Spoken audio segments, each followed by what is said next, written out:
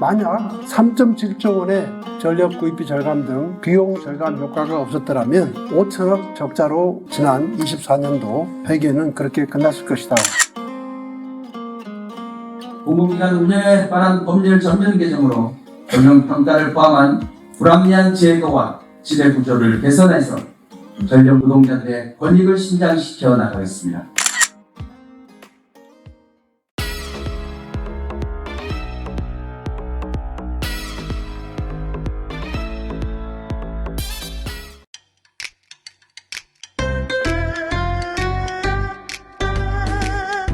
세월이 거짓말을 못하는 것처럼 계절도 거짓말을 못합니다. 그래서 봄은 다시 찾아왔고 수안보에도 봄이 찾아왔습니다. 그래서 전력노조 대의원 대회도 여지없이 열렸습니다.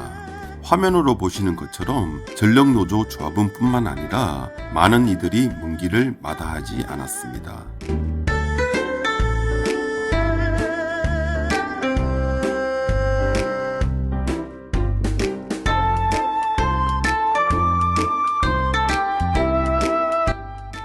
세상 살면서 주민번호 앞자리 똑같은 사람 만나본 적 있을까요?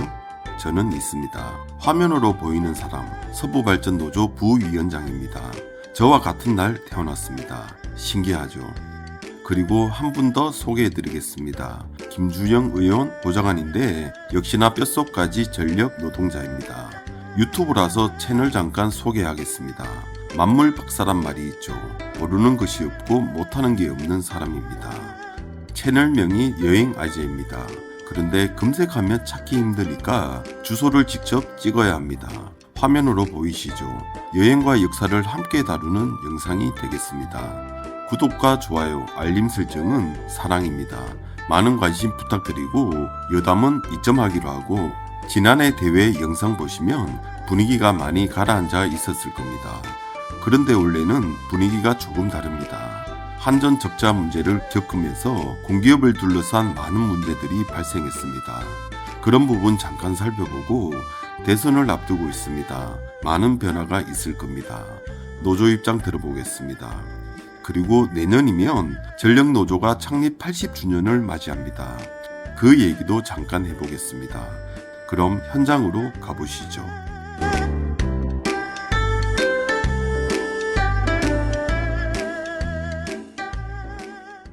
지난해 우리 한전은 고금리, 고환율, 국가에너지가격 변동성 심화라는 삼중고 속에서도 23년 6.5조 원의 적자 대비 총 9.7조 원의 영업이익 개선을 달성하며 4년 만에 흑자 전환을 이뤄냈습니다.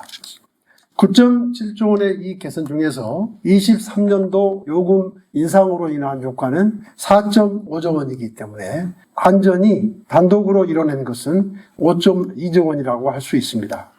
그러니까 많은 언론들이나 국민께서 이런 것을 설명하지 않으면 정부가 전기요금을 정상화해줘서 한전이 흑자를 이뤄냈다는 그런 잘못된 인식을 가질 수가 있기 때문에 계속해서 여러분들께 소통 메시지를 통해서라든가 교회에 있을 때마다 이런 이야기를 강조하고 있습니다. 우리 한전인의 노력으로 물론 거기에는 정부의 지원도 있었습니다만 전력 구입비 절감이라든가 그리고 임금 인상분 반납과 같은 그런 우리의 처절한 자구 노력들도 거기에 덧붙여져 있었기 때문에 3.2조 원의 흑자 전환이 있을 수 있었다. 만약 3.7조 원의 전력 구입비 절감 등 비용 절감 효과가 없었더라면 5천억 적자로 지난 24년도 회계는 그렇게 끝났을 것이다. 이런 말씀들을 드리고 우리 스스로 이런 점에 있어서 국민들에 대해서 제대로 된 어떤 홍보를 계속 이어가야 될 것이라고 생각합니다. 전력노조 대의원 대회에서 사장 발언 먼저 다룬 것이 불편해 보일 수 있지만 이번 영상은 여기서 시작해야 될 것 같습니다. 한전 사장 발언 정리해보면 지난해 한전이 4년 만에 흑자 전환에 성공합니다. 그런데 한전 임직원 노력은 온데간데 없고 전기요금 인상으로 흑자 전환이 가능했다는 여론이 지배적이니까 속이 상했던 모양입니다. 그러면서 구체적인 수치를 내놓죠. 한전은 지난해 영업이익 9.7조를 개선했습니다. 그런데 요금 인상 효과는 4.5조였고 나머지는 자구 노력 효과가 5.2조라는 겁니다. 그래서 흑자 전환 1등 공시는 자구 노력인 겁니다. 그걸 강조하고 있죠. 그런데 여론은 요금 인상에 매몰되어 있거든요. 이게 공기업이 가진 본질적인 구조적 문제라는 겁니다. 공기업을 두고 철밥통이란 표현 많이 씁니다. 절대 틀린 말은 아닙니다. 정부가 지시하고 시키는 것만 하도록 법이나 제도가 그렇게 돼 있거든요. 그러니까 영혼이 없는 겁니다. 그래서 공기업은 자율 경영을 보장해달라고 줄기차게 요구했던 겁니다. 그런데 전제 조건이 있습니다. 정부가 제대로 통제하고 관리할 때 공기업은 제대로 운영될 수 있습니다. 정부는 막중한 권한을 갖고 공기업을 통제하는데 책임에선 자유롭죠. 그래서 나타나는 현상이 과도한 적자와 과도한 흑자입니다. 그런데 이런 일들이 비일비재합니다. 물론 이번 한전 적자는 국제가격 상승이 첫 번째 원인입니다. 그런데 정부는 아무것도 하지 못합니다. 방어선을 구축하지 않았기 때문이죠. 그래서 한전 적자는 걷잡을 수 없었던 겁니다. 만약에 취약계층이나 소상공인처럼 전기요금 부담이 상대적으로 높은 계층을 대상으로 지원이 두터웠다면 전기요금 현실화 시점이나 규모 이런 것들을 조정할 수 있는 범위는 분명 넓었을 겁니다. 예를 들면 월급 100만원과 500만원을 버는 가정이 있다고 합시다. 전기요금을 5만원으로 부정해 보겠습니다. 그러면 100만원 버는 가정의 전기요금 부담은 5%이고 500만원 버는 가정은 1%입니다. 그런데 전기요금이 2배 늘어난 10만원으로 인상된다면 어떻게 될까요? 100만원 가정의 부담은 10%로 올라가고 500만원 가정의 부담은 2%에 머물 겁니다. 그런데 전기요금을 조정할 때 구조적으로 100만원 가정에 맞출 수밖에 없습니다. 그래서 전기요금 현실화에 제약이 뒤따랐던 겁니다. 보건복지부도 있고 중소벤처기업부도 있고 있으면 뭐합니까? 정부는 가장 기본적인 방어선조차 구축하지 않았던 겁니다. 도시가스나 지역난방도 마찬가지죠. 그런데 공기업 탓만 하니까 답이 없는 겁니다. 이런 구조적인 문제가 해결되지 않으면 위기 때마다 수동적일 수밖에 없다는 얘기입니다. 그럼 이번엔 경평 얘기 잠깐 해보겠습니다. 한전이 적자니까 좋은 성적 나오면 안 돼. 이런 여론이 팽배합니다. 그럴 것 같으면 돈 들여서 경평을 왜 해야 합니까? 재무제표 보고 결정하면 되는 겁니다. 우리가 경평을 하는 이유는 공기업이 제대로 역할을 했는지 그걸 보는 것입니다. 그럼 한전 얘기로 돌아와서 한전 적자는 다르게 보면 국민 부담을 한전이 떠안은 겁니다. 그리고 적자를 줄이겠다고 임금도 반납하고 입던 팬티까지 판다는 심정으로 미래까지 내다 팔았습니다. 그렇다면 공기업 역할 제대로 한 거 아닐까요? 이대로면 공기업은 미래가 없습니다. 그래서 최철호 위원장은 이런 말을 합니다. 이제 40일 후면 새로운 정부의 탄생과 함께 4대 대전환의 시대가 열립니다. 4대 대개혁을 말하는 광장의 외침이 우리의 일터와 전력 산업에도 새로운 기회가 되도록 만들어가야 합니다. 공공기관 운영에 관한 법률 전면 개정으로 경영평가를 포함한 불합리한 제도와 지배 구조를 개선해서 전력 노동자들의 권익을 신장시켜 나가겠습니다. 또한 정의로운 에너지 전환과 공공주도의 재생에너지 확대를 통해 기후위기는 물론 지속 가능한 전력 산업을 위해 모든 역량을 지켜낼 것입니다. 국제 정세가 불안합니다. 이런 일들이 계속 반복될 가능성이 높습니다. 정부가 제대로 통제하고 관리하지 못할 것 같으면 우리 스스로 길을 열겠다. 전력노조는 자율 경영을 위한 행보를 시작하기로 합니다. 공원법은 공기업을 통제하고 관리하는 법입니다. 이 법이 공기업을 철밥통으로 만들고 영혼을 없게 만들고 있습니다. 공원법 때문에 자율경영을 도대체 할 수 없는 겁니다. 그 족쇄를 풀고 미래로 나아가겠다고 한 겁니다. 전력노조가 단일노조로는 최대 규모지만 글쎄요, 모든 공기업의 문제입니다. 얼마나 연대를 형성하느냐와 투쟁력을 결집하느냐에 따라서 그 결과는 천차만별이 될 겁니다. 아무리 높은 산이라도 첫 발을 내딛지 않으면 미래는 없습니다. 그런 것처럼 자율 경영을 위한 전력노조 행보는 위대한 첫걸음이 될 겁니다. 그리고 새로운 정부가 조만간 출범합니다.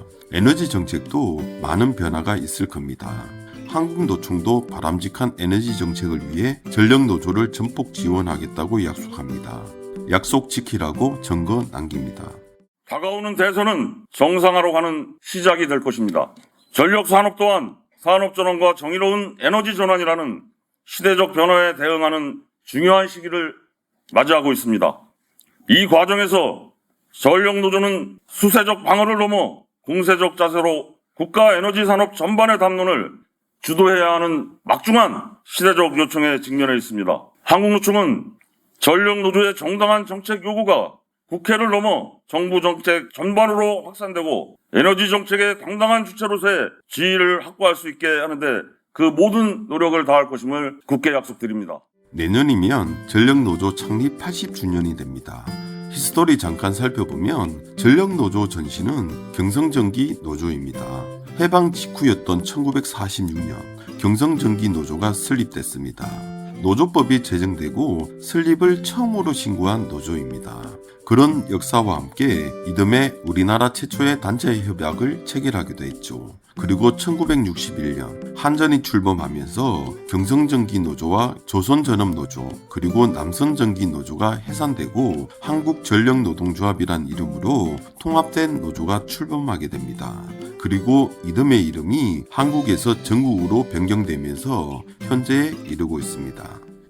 올해는 광복 80주년 그리고 내년에는 전력노조 창립 80주년이 되는 해입니다. 해방 이후 급심했던 좌우 이념 대립의 혼란 속에서 탄생하여 우리나라 최초의 단체 협약을 체결하고 노동법 제정과 함께 대한민국 설립신고 1호를 기록한 자랑스러운 전력노조의 80년 역사를 발간하기 위한 작업을 올해부터 준비해서 우리의 소중한 발자취를 기록하도록 하겠습니다. 1호 단체협약 체결의 역사는 80년의 세월이 흘러 오늘에 이르렀습니다. 전력노조는 산업화와 민주화라는 한국 현대사의 큰 성취에 있어 당당한 개척자였습니다. 전력노조와 한국노총은 1946년에 같이 창립되었고 80년의 세월을 한 배의 동지로 온갖 시련과 난관을 극복해왔습니다. 전력노조는 한국노총을 이끄는 명실상부한 선두기관차였고 이제는 한국노동운동을 이끄는 중요한 역할까지 수행하고 있습니다. 전력노동자의 영원한 동반자 김주영 의원의 발언 빠지면 서운하니까 영상 준비했습니다. 배신하지 않겠다는 그 말 지금까지는 잘 지켜지는 것 같습니다. 한때 잘못된 선택을 한 전력노조에 배신자 낙인이 찍혔을 때도 그는 늘 전력노동자와 함께했습니다. 저는 출가한 딸의 마음으로 친정이 잘 되기를 바라보고 있습니다.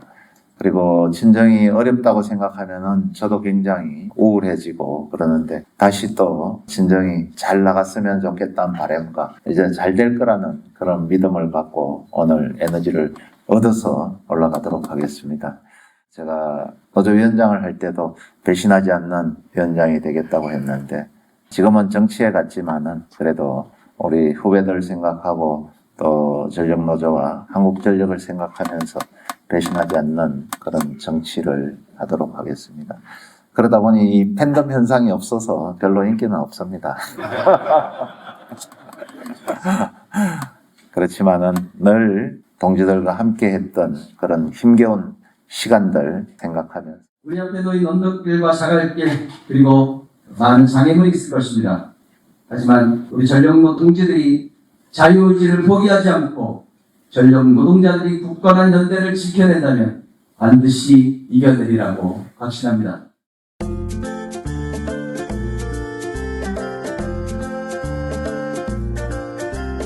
한전 적자 문제가 심각했을 때 한전 직원이 협력사 직원과 미팅을 했다고 합니다. 한전 직원이 개인카드로 음료를 결제하려고 하자 협력사 직원이 자기네 법인카드로 결제하겠다고 하니 그러면 안 된다고 기어코 한전 직원이 개인카드로 결제했다고 합니다. 왜 그런지는 다들 아실 테고 이걸 한전 직원이 아니라 협력사 직원이 씁쓸하다고 말합니다. 음료 한 잔이 얼마나 하겠습니까? 그것마저도 한전에겐 절실했던 시절이 있었던 겁니다. 그렇게 한전은 4년 만에 흑자 전환에 성공했던 겁니다. 아마 한전 사장은 이런 것이 아쉬웠을지 모르겠습니다. 그런데 임직원이 임금을 반납하는 그런 모습 바람직해 보이진 않습니다. 그건 엄연히 사유재산 침해거든요. 악덕 기업이 회사가 힘들다는 이유로 임금을 체불하고 월급을 줬다가 뺐으면 말이 될까요? 누가 봐도 말이 안 되는 상황이죠. 그런데 정부는 그렇게 하고 있습니다. 이건 말이 안 되거든요. 법은 사회를 움직이는 최소한입니다. 그런 것처럼 공기업 노동 환경은 우리 노동 환경의 최소한일지 모르겠습니다. 그 기본이 안 되면 우리 노동 환경은 암울할 수밖에 없는 겁니다.